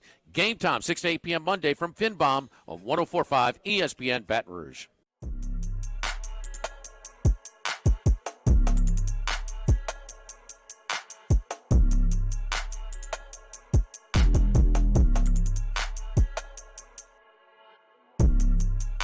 This is Hunt Palmer on 104.5 ESPN Baton Rouge. Okay, I just wrote a lot during that break. Ross Dellinger, our friend, in Sports Illustrated, has released, and I want to get Ross's words here, says, from speaking to league insiders, this is our best educated guess of the 3 permanent opponents for each SEC team if the league moves to a 9-game model. This is in no way official. So, he gives every team's permanent 3. And again, this is not a pod system. It's not paired off into groups of 4. It's just everyone has their permanents, which is a lot to wrap your head around. But as I wrote them down, I have no qualms calling one group the haves and one group the have-nots. It's based on resources, past history. I don't expect it to change anytime soon. Florida, Georgia, Tennessee, Oklahoma, Texas, LSU, Auburn, Alabama, and Texas A&M are the haves. Mississippi State, Kentucky, Vanderbilt, South Carolina, Missouri, Ole Miss, and Arkansas are the have-nots. And this schedule was not put together to be the most fair and balanced competitively. It was put together to preserve some old rivalries and to create television revenue, based on what I can gather. I can go through it, but I think that's too much to just rattle them off. So I'll tell you just in numbers form. I have written down how many halves out of your 3 that you've been assigned. And I can tell you that right now, as I mentioned them, I have 9 halves and 7 have-nots. I gave them to you. It's the top half of the league versus the bottom. It's not half anymore. It's 9 and 7 instead of 6 and 6 or 7 and 7. Of the halves, everyone plays 2 other halves and 1 have-not, except for 2 programs. Tennessee, in my opinion, gets the most favorable draw of anyone in the conference here. And the shortest end of the stick is Alabama. Tennessee gets a permanent opponent of Vanderbilt, South Carolina, and Alabama. Tennessee is going to own Vanderbilt most time, and South Carolina is a have-not traditionally. Spurrier popped a couple of 10-win years. They hadn't done anything ever outside of that. And Alabama is a have, but Tennessee only draws 1. Bama draws 3, as we were talking about. Bama draws Auburn, Tennessee, and LSU. That is really tough. You want to talk about a brutal draw for Alabama. In a given year, they're going to play Tennessee, LSU, and Auburn every year. And then 2 more of A&M, Texas, Oklahoma, Georgia, and Florida. So they're going to have a schedule that's got Tennessee, LSU, Auburn, Florida, and Texas on it, with 4 games against the have-nots. In my opinion, Bama got the worst draw. Everybody else plays 2. Florida plays 2. Georgia plays 2. Oklahoma plays 2. Texas plays 2. LSU plays 2. Auburn plays 2. A&M plays 2. Tennessee only plays 1. Bama plays 3. Then of the have-nots, Mississippi State only plays 1 have. Mississippi State's permanents are Ole Miss, Kentucky, and A&M. Kentucky only plays 1 have. They get Mississippi State, South Carolina, and Georgia. Mizzou only plays 1. Ole Miss only plays 1. Arkansas only plays 1. Vandy and South Carolina play 2. Vandy gets dealt Tennessee, Auburn, and Missouri. That's 2. And then South Carolina, who I've got as a have-not, plays Florida, Tennessee, and Kentucky.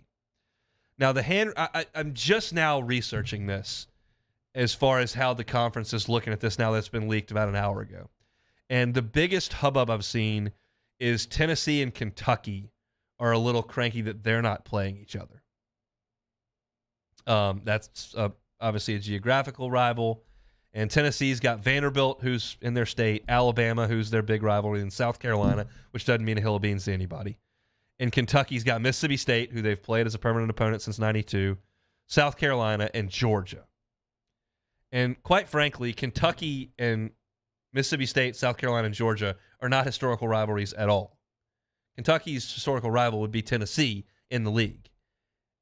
And preserving the Mississippi State game, whatever. They don't care about each other. They just had to play every year because LSU got locked in a closet and stuck with Florida, and they had to figure out. So we had Mississippi State, Kentucky, Ole Miss, and Vanderbilt, and they paired them together. Then Arkansas had South Carolina, which whatever that was for. But so my draw, the worst draw of all of this is Alabama, which is stunning, as they draw 3 halves. And the best is Tennessee, as they only drew 1. And everybody else got 2. Mississippi State has pretty easy. They're Ole Miss, Kentucky, A&M. Right. And Mississippi that State. That might be the easiest one. It may be. And Mississippi State is, a team with very little winning history at all. They've won the West twice, but are a bottom feeder in the league. And they're paired with Ole Miss, who has been a bottom feeder in the league for 50 years. And Kentucky, who's never won anything in football. So they didn't care necessarily about, to an extent, competitive equities there, but they were preserving rivalries. LSU and Bama, you're playing. LSU and A&M, you're playing. Texas and Oklahoma, you're playing. Texas and Texas A&M, you're playing. Georgia and Auburn, you're playing. Georgia and Florida, you're playing. The one, let's see, who else does Texas have? So the one interesting force of this entire thing that I can see as I run through them is Florida, who's of course going to be paired with Georgia. They're throwing South Carolina, which whatever. But Florida and Oklahoma will play every year. Texas got A&M, and they got Oklahoma, which is new. So that's their natural rivals, and they threw Arkansas in there, which is a historical rivalry in itself. Texas is actually the team that's beaten Arkansas the most times in Arkansas history. No one's beaten Arkansas more times than Texas. That was a trivia question I had a couple of weeks ago at Pluckers on Tuesday nights. But the only blue blood permanent rivalry that's new and a little bit interesting is Florida and Oklahoma. Again, like Georgia, Auburn, Georgia, Florida, we already knew those. Tennessee, Alabama, we already have that. Auburn, Alabama, Auburn, Georgia, we already had that. They didn't break really anything up in the Southeastern Conference as far as high-profile rivalries, except LSU, Auburn, LSU, Florida. And again, this is not prepped. I'm just reading the list. Obviously Tennessee, Florida. Okay, Tennessee, Florida, and Tennessee, Georgia. Those are the biggest fall-offs. LSU, Florida, Tennessee, Florida, Tennessee, Georgia. That's about the extent of the permanent rivalries that are cooked. And so it's interesting. It's a fascinating deal. And I want to be sure to, as we start talking about this, is a talk radio program that we're digesting on the fly. This is not official. This is what Ross, speaking with people who absolutely would know, Ross Stellinger is about the most respected reporter in college sports right now. He's not going to take this from somebody down the line at some school that might have gotten something in effect. This is from the people who are doing this. And they were comfortable at this point divulging what they know. So I think there will be more discussion on this maybe on Monday. This is very, very fresh. I'm getting it on the air, and that's always a tough thing to do, is to kind of make bold statements and try to digest things as you're literally talking through it on the air. But for those that are just jumping in, just listening and want to hear, sources are indicating to Ross Stellinger at Sports Illustrated that the 3 permanent opponents moving forward for LSU will be, I would suggest, its most storied rival in terms of history, its most heated rivalry in terms of recent, and its most geographic rivalry, which would be A&M. It's Ole Miss A&M and Alabama look to be LSU's 3 permanent opponents moving forward, which means you would lose the history with Auburn, which is pretty recent. You would lose the history with Florida, which is very recent. You would lose the recent history with Arkansas. You would lose the longest tenured game on LSU's schedule yearly, which is Mississippi State. I want to come on here and tell you that I'm either just absolutely over the moon or that I'm absolutely furious at what hand LSU's been dealt. I would tell you it's okay. It's equitable with what other teams got. I can't tell you got significantly worse than Georgia, who draws Auburn, Florida, and Kentucky. You didn't. You didn't get significantly worse than Florida, who draws Georgia, Oklahoma, and South Carolina. You didn't. You did draw better than Alabama. Oklahoma is playing Texas, Florida, and Missouri. A&M got LSU, Texas, and Mississippi State. It's in line. I think LSU fell in line. And I think it's not a hot take. It's a fairly measured take, but I think I do see it that way. And trust me, I won't have any problem keeping the fire rolling, disliking Alabama or Texas A&M. That's a fire that's lit pretty well inside. Our Friday show is brought to you by Cork's Cajun Fried Fish and Shrimp. Stop on by for your Lenten Friday or this weekend. You're heading out to tailgate at the box. They've got tailgating packs for you out at Cork's Cajun Fried Fish and Shrimp. It's on Government between Foster and Jefferson. Stop on by the drive-thru or dine in their newly renovated dining room. It is a new quick service fish and shrimp restaurant in Baton Rouge. It's from the folks that have brought you Kuyans, and it is real good. Crispy fried fish, delicious fried shrimp from the Gulf, honey butter rolls. Awesome stuff over there at Cork's, bringing you our Friday shows. We'll come back. We'll briefly get you caught up on a few things for SEC baseball this weekend. We'll play some Take It or Leave It, and we will start enjoying the weekend. It's the Hunt Palmer Show. This is Hunt Palmer. Our listeners fire up their opinions on the jimsfirearms.net hotline at 499-1045. Keep listening for your next chance to shoot us your thoughts with the jimsfirearms.net hotline on 1045 ESPN Baton Rouge. I had to leave my parents. I had to move schools. I don't know anyone here. Everything keeps changing. Why is this happening to me? I'm sure glad you're here. Change a child's story. There's a child in foster care waiting for a volunteer like you.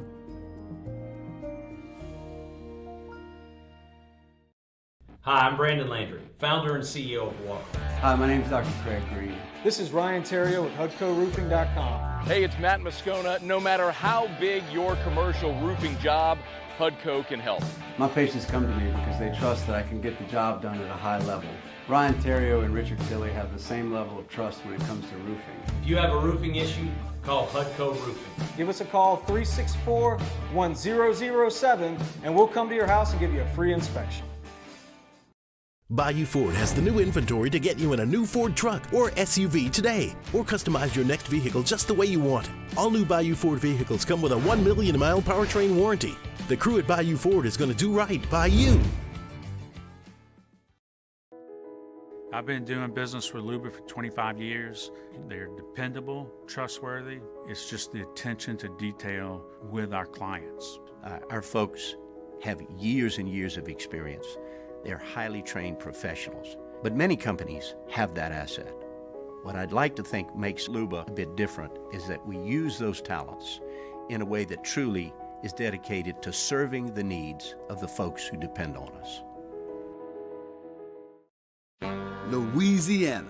It's a place defined by culture, by pride, by passion, by people who do more than love this place.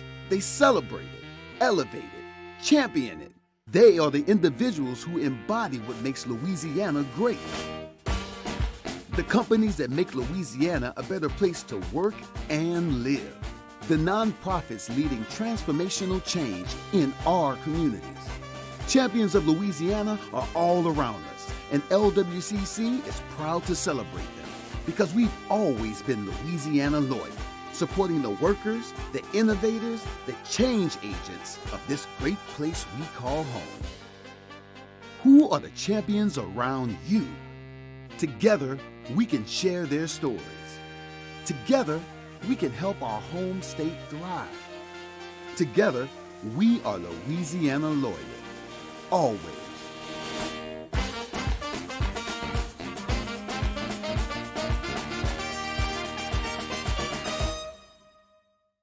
Gulf Coast Office Products is a nationally recognized Savin office equipment dealer based right here in Louisiana. Over 100 employees strong, Gulf Coast has the boots on the ground to support all vertical markets, from education, engineering, legal, and finance. With the latest in office technology, from desktop to production segment units, Gulf Coast and Savin have the perfect fit for you. Call 225-756-2644. That's 756-2644 for Gulf Coast Office Products. At Ochsner, we know healing is a team sport. That's why we've partnered with world-renowned orthopedic surgeon Dr. James Andrews to create the Ochsner Andrews Orthopedics and Sports Medicine Institute. Whether you're a professional athlete or a weekend warrior, our team of specialists are dedicated to getting you back in the game. So whatever your reasons are for reaching your personal best, we've only got one: you. Ochsner Andrews Institute. Long live you. All right, let's say ah. Charles Handgrove Jones for the Monday edition of Handy Time. We'll recap the weekend in college basketball plus LSU's 4-game wraparound series in baseball. Ronnie Rance is our guest. Handy Time, noon weekdays, 104.5 ESPN Baton Rouge.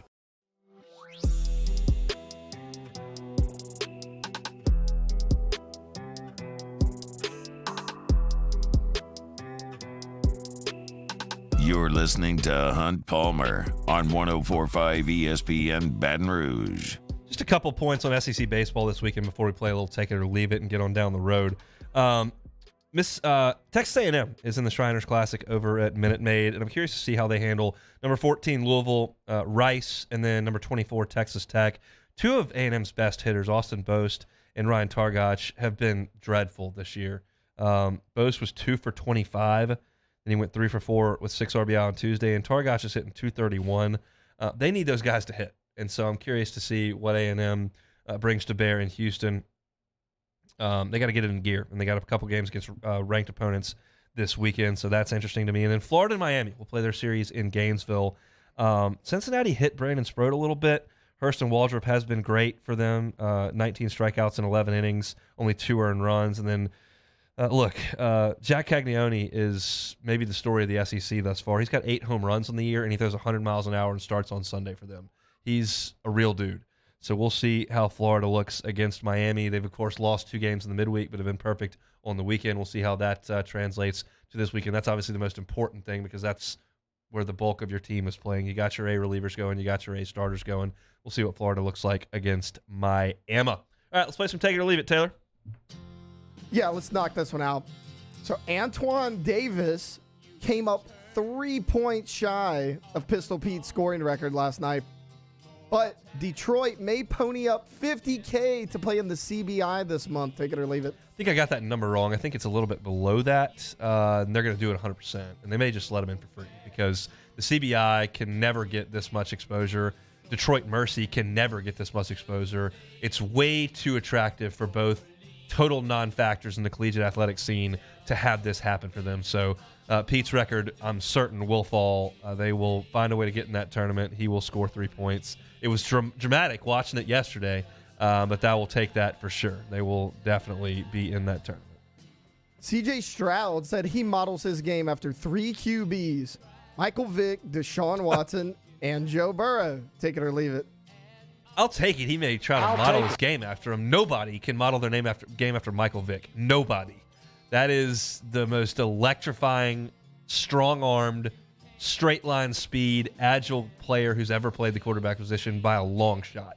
There's some really good athletes playing quarterback. Kyler Murray is an unbelievable athlete. Lamar Jackson is an unbelievable athlete. Josh Allen is a phenomenal athlete. None of them can model their game after Michael Vick. But Deshaun Watson and Joe Burrow is doable, and I might be able to talk myself into C.J. Stroud being the best quarterback in this draft, and I don't think anybody sees it that way. As far as pro prospects go, I understand some of the thoughts on everybody, but Stroud seems to be a pretty good package, and he may be available closer to 5 than 1, which means somebody may get a good one. Speaking of the best QB in this draft, it's our boy. When asked why he decided to throw at the Combine, Kentucky quarterback Will Levis said, because I have a cannon and I want to show it off. Take it or leave it. I'll take that. That's awesome. I'll take it. I love that. I think that's great. He's under no obligation to throw. Most quarterbacks don't. Most guys just show up and don't do very much at all. But he wants to throw, and I think that's awesome. I think that some teams will applaud that. Doesn't mean that he's going to bump up a ton of draft boards. Maybe he will. I think anybody who puts too much stock into throwing workouts is probably a little off because it's not real football. But I'm thrilled that Levis will do it. I think more guys should do things at the Combine because it might make it more interesting. I can't really get into the Combine. I know there's a bunch of people that love the Combine, and I tweeted this out earlier today. I feel like me watching the Combine people go nuts is how people look at me when I'm grinding the MLB draft and the allotted signing bonus pools that teams have. And you're totally out of season for college baseball, but you're still grinding college baseball. You're totally out of the NFL season right now. You're still grinding the NFL. Those NFL heads like you, Taylor Sharp, y'all can have it. I'm just not, look, see, not the too thing fired is, up I'm a about the big Combine. football guy. I think the Combine's stupid. It's fine for the teams that do it. Linemen running the 40-yard dash. I don't need to see it. I have no interest in it. That's the deal. So that's take it or leave it for this Friday edition of the Hunt Palmer Show, brought to you by Cork's Cajun Fried Fish and Shrimp. The fish is crispy. It is clean. It is delicious. Gulf shrimp fried. Stop on by Cork's, and if you see Paul Medinka in there, tell him you heard about it on the Hunt Palmer Show. He'll be there this weekend, I'm certain. Tell Paul, hey, we heard you advertising on Hunt's show. So we appreciate Corks being part of our Friday shows. We'll be back Monday, same time, same place. Matt Moscona is about to drive you home on After Further Review. Hope to see you all out at the box this weekend. We're back Monday, 1 to 3. Have a great weekend. It's the Hunt Palmer Show.